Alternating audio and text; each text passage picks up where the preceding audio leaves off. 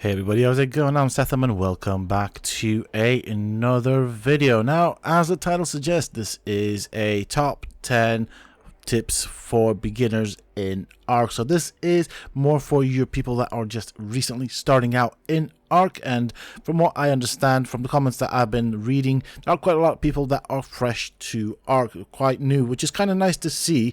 But I'm also going to cover the more intermediate and a bit of end game tips as well. So the idea here is, let's start with the very beginning. What is Ark? Well, Ark Survival Evolved is a survival game. So that means, of course, you will have to do quite a few things in order to survive. So basically, the title kind of says it all. You have to survive by building and taming and crafting things. Now, in this game, you start off by taming dinosaurs and then you go into more complex creatures, but you do have to tame because they will make your life that much more easier. Of course, that means you'll also need to gather resources to build a base where you can house your creatures and protect them from the wildlife or other players. So that is pretty much the basics of it. You have to push to the next level and survive and evolve. Now, you will get to a point where you will be technologically advanced, and so surviving becomes a lot easier then. So that's kind of how this works. It's similar to other survival games, but different in the type of survival element, because you'll have to face the environment, and just about everything in the environment wants to kill you. So that's kind of the gist of it. Of course, there's also the PvP element, so I will make references to that when we get there. So I'm just kind of showing you the map. There are many locations where you can build a base, and that is the very first thing that you want to consider depending on the map. And of course, if it is PvP or PvE. If it's PvE and there is a map with water or ocean, I probably strongly suggest building on the beaches where you have access to the ocean, because of course the ocean is an important element to the game. There's a lot of stuff to be found in the ocean.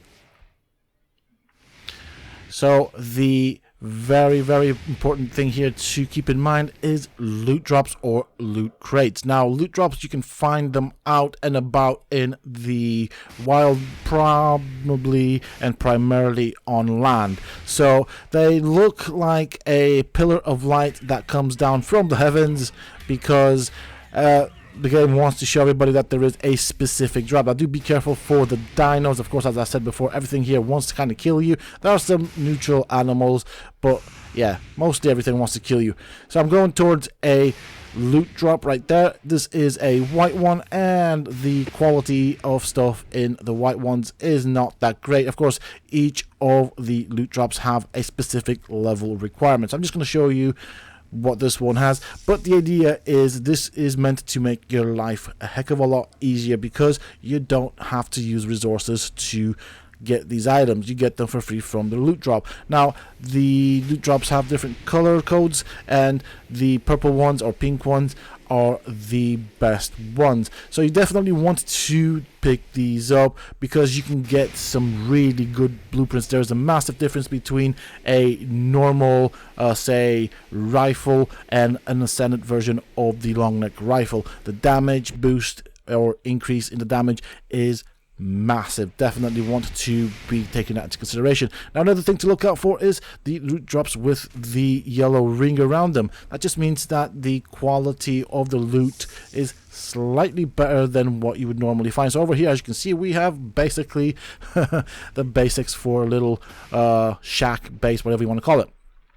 The next thing that you want to keep an eye out for is, of course, the resource spawns on the map. Now, of course, you want to keep an eye out for this for two reasons. One, you can use this to your advantage. As you can see this right here, this is an iron ore resource. This is, of course, on the island map, and you can come here and get your fill of iron. Of course, you can build a base close by so that you can, of course, process or transport the iron. However, very important right here, do not build a base on top of a resource spawn, because there are certain areas on the map that will spawn a lot of a specific resource, and everybody's going to be using it. If you build a base on top of it, you will basically affect the ability of the items or the resources to respawn, and you will get a lot of hate from everybody on the server.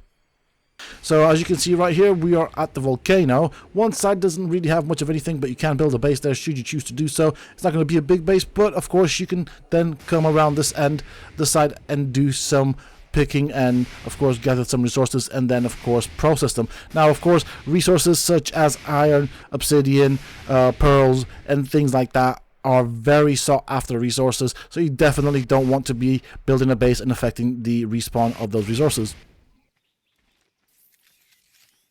The other thing that you want to know and look forward to or work towards is the caves. Now, there are different types of caves. They are quite different in terms of the level of difficulty, and you do get a bit of a little lag as you go into the cave as it spawns the cave, which is basically under the map. Now, caves are quite important. There's actually quite a few things to keep in mind. There are the caves that are underground, which are above sea level, and the underwater caves. Caves do tend to have different or varying levels of difficulty, and you have to keep in mind that caves are more or less the end game type of content, so they will be difficult. Even the easier ones can be challenging at times because you will be facing some of the nastiest creatures such as the bats, the arthropods, and of course the snakes, scorpions, and so on. So definitely going to be a bit of a challenge, but the rewards are very good. You can come out with a lot of chitin, which you can then turn into the cementing paste used for crafting of metal and many other items. But of course you can also get the artifacts, which you will then use to access the very end game content, which tends to be the bosses. So definitely look forward to it, but you also have to be prepared. Research the cave, make sure that you are prepared for it, and of course in the caves you can find something else, and those are the loot crates. Now the loot crates in the caves and in the seas are far better than those on the land, simply because they are more dangerous areas. So over here, this is what we're on about. This is a loot crate, and as I said, most often the loot crates in caves as well as the underwater loot crates tend to yield far better items. This is where people come to farm the ascendant blueprints that you see, and of course this is, as I said, a bit of a higher reward because the challenge is higher.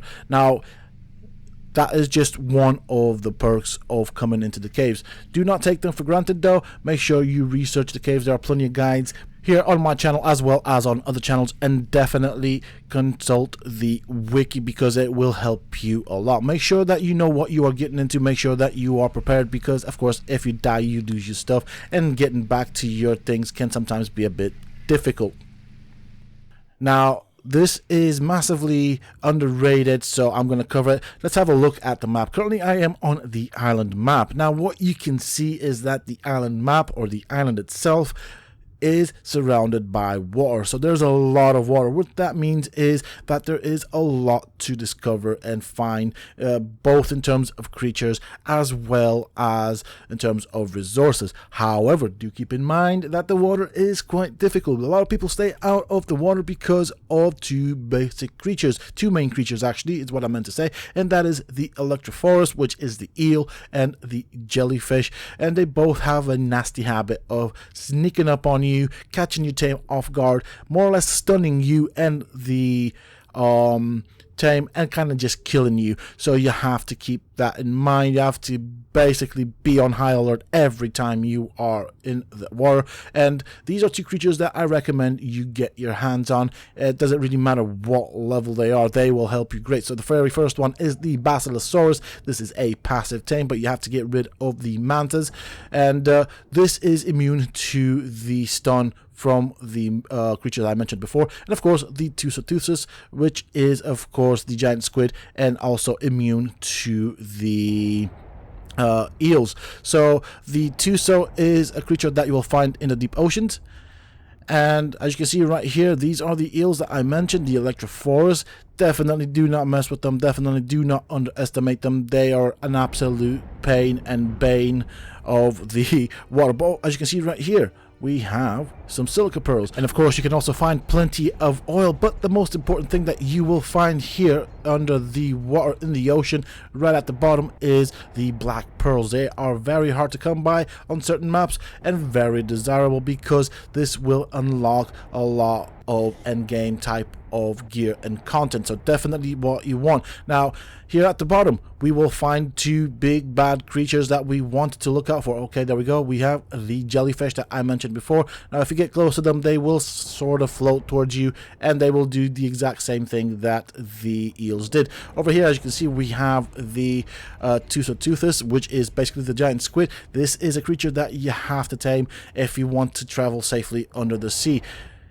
It is a fairly easy way to tame it. I mean, it does require a bit of preparation. It is an endgame creature, and I do have a guide specifically for this, so do check it out on the channel. And of course, we also have the Mosasaurus, which is kind of like the Giga of the sea if you want to think about it, but it is weak to the Electroforce and the squid, so keep that in mind. So definitely I would go for the Tusoteuthis. Now these two creatures will of course only be found in the very deep end of the sea, and the Bacillusaurus you can find closer to the surface. I would say that the Bacillusaurus should be your first aim to obtain as a water tame. All you have to do is kite the mantas away, and then it's more or less a passive feed. You can do this with a taming raft fairly easily, where of course you can just pick the stingrays, the mantas, quite easily off the Bacillusaurus. Now as you can see right here, they only come up to a certain depth. Of course I'm referring to the Mosasaurus and the giant squid. Now of course I do have guides for all of these creatures here on the channel, so do go and check them out. I show you everything that you need to know about taming them. So the big reasons to go underwater, of course, is for the black pearls as well as the endgame creatures to tame, but you can also find loads of caves to explore, which are significantly more difficult than the caves above the water because of the creatures that you will be facing in them, and of course the water mechanics. Also do keep in mind that in the water you can find loads of good loot crates with loads of good blueprints and items. With that being said and done, that is pretty much it for this video, folks. This video is more of a tips and aims type of guide, things that you should be aiming for and things that you should know that I think will make the game more rewarding but also have its own challenges. So with that said, that is it for this video, folks. I do hope that you have enjoyed it, and if you have, please don't forget to support me and the channel by hitting that like button, subscribe to the channel if you're new and haven't already for more similar content from myself, and if you have just subscribed, why not check out some of my other videos and guides here on this channel. Who knows, you might just enjoy them. And definitely don't forget to hit that bell icon so that you get notified when I upload new content to the channel.